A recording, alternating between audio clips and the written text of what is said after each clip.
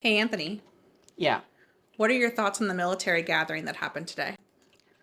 Unfortunately, it is pretty much exactly what I and other content creators predicted it would be, which is to say that it was a call for an oath of loyalty to the Trump administration and a chance for them to continue their war, literally in their words, against the left in the United States, as well as implement or re implement a bunch of bigoted policies in the US military.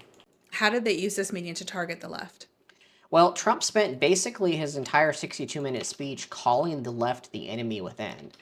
He's reminded the military leaders that their oath of office essentially calls for them to protect the United States from enemies both foreign and domestic, and he really emphasized domestic. He calls the left the enemy within, and then he tells the military that they should use American cities, which notably tend to be left, as training grounds for the military. So he's suggesting that they go in and take violent military action against U.S. citizens. He tells ICE and presumably the military as well, which he's tried to deploy to U.S. cities previously, that they should do whatever they want to protesters, which are no different from any foreign enemy. And, completely putting aside all of the fascist nonsense for just a moment, although we will certainly talk about that, the idea of the US military attacking American cities as a whole, because he really emphasizes like the whole idea of American cities are where the enemy is. American cities, metropolitan areas, account for 90% of the US GDP and 80% of the US population.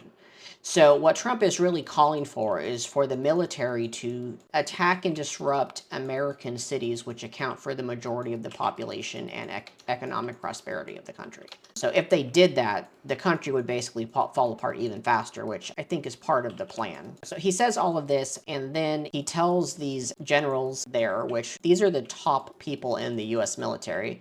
They've earned their stripes. They've come from all over the world at great expense to U.S. taxpayers, and I'm sure huge security concerns to come sit for what essentially is a high school level rant from Trump and Hegseth. And he tells them that if they don't like what they're hearing, they can leave, and then he threatens their careers and futures. Right? This is Trump, a notable draft dodger and convicted sexual offender, and Pete Hegseth, a Fox News anchor, speaking this way to some of the top military commanders in the world. And then, on top of everything Trump said, which is, of course, bad enough by itself, Hegseth takes the time to say a bunch of racist, sexist, misogynistic, and homophobic nonsense. It calls for re-implementation of all sorts of related policies in the U.S. military, specifically using a lot of right-wing dog whistles and terminology that was very common back in the 90s about physical fitness tests. And, we're going to do these American Warrior top level male peak physical fitness tests. And,